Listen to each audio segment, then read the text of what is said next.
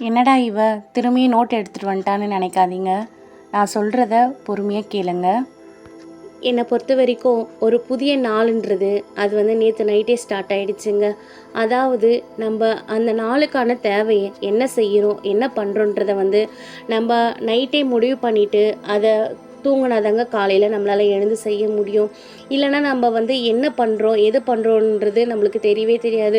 எக்ஸாம்பிளுக்கு நம்ம என்ன சமைக்க போகிறோன்றதை நம்ம நேற்று நைட்டே முடிவு பண்ணி வச்சுட்டா கிளியராக காலையில் எழுந்து அந்தந்த வேலையை அந்தந்த டைமில் கரெக்டாக செஞ்சுருவோம்.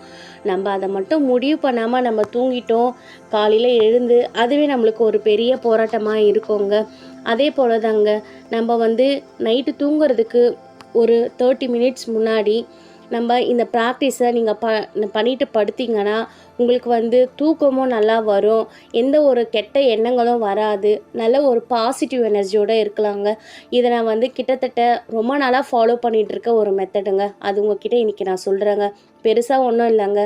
ஒரு டைரி எடுத்துக்கோங்க, ஒரு பென் எடுத்துக்கோங்க. டைரியில் ஃபஸ்ட்டு 10 மினிட்ஸ் நன்றி உணர்வு. இன்றைக்கி உங்களுக்கு கிடைச்ச ஏதாவது ஒரு 3 விஷயத்துக்காக நன்றி சொல்லுங்கள்.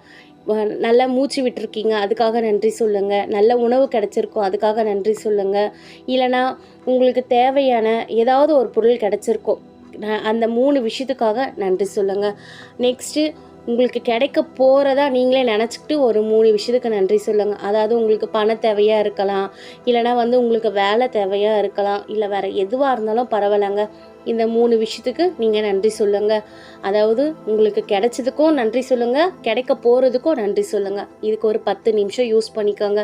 நெக்ஸ்ட் இருக்க 10 நிமிஷம் நம்ம குடும்பத்துக்காக, நம்ம ஆரோக்கியத்துக்காக, அதுக்காக ஒரு 10 நிமிஷம் ப்ரேயர் பண்ணுங்கள். உங்கள் ஹஸ்பண்ட்காக, உங்கள் குழந்தைங்களுக்காக, இல்லை உங்கள் ஃப்யூச்சருக்காக அப்படி கூட எடுத்துக்கிட்டு ஒரு 10 நிமிஷம் ப்ரேயர் பண்ணுங்கள்.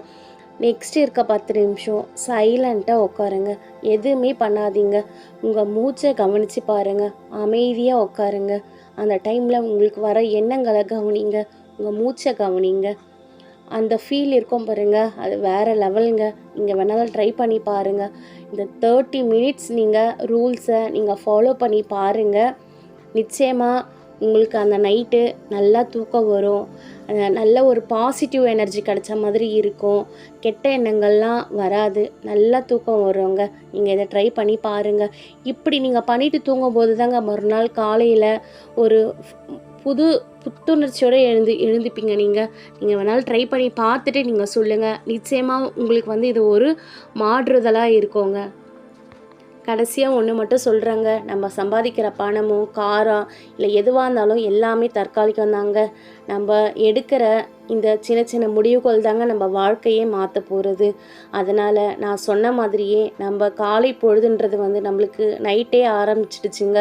அதனால் இந்த 30 மினிட்ஸ் ரூலை நீங்கள் ஃபாலோ பண்ணி பாருங்கள். உங்கள் வாழ்க்கையில் நன்றி சொல்ல ஆரம்பிங்க, உங்கள் குடும்பத்துக்காக பிரார்த்தனை பண்ணுங்கள்.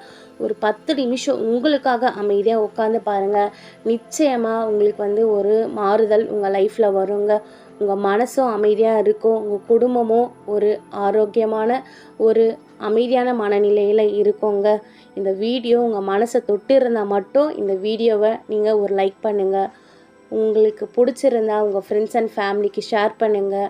நம்ம சேனலை சப்ஸ்கிரைப் பண்ண மறந்துடாதீங்க.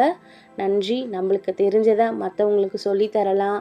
நல்லதை விதைப்போம், அன்பை பகிர்வோம். நன்றி.